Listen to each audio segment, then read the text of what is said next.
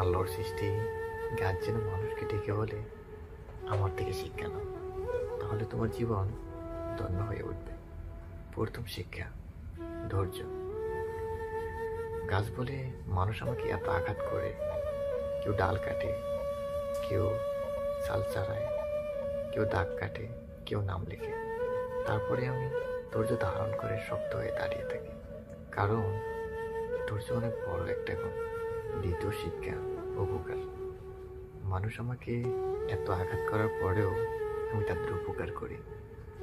আমি তাদেরকে ফল দেই, ছায়া দেই, অক্সিজেন দেই। বিভিন্নভাবে আমি তাদের উপকারের জন্যই বেঁচে থাকি। মানুষ গাছকে ডেকে বলে, তুমি এত উপকার করা সত্ত্বেও মানুষ তোমাকে কেন আগুনে পোড়ায়?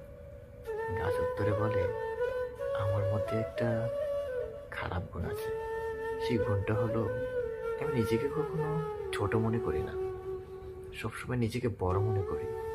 কেউ যদি আমার উপরে কিছু দিয়ে দেয়, আমি সেটাকে ভেদ করে উপরে উঠতে চাই।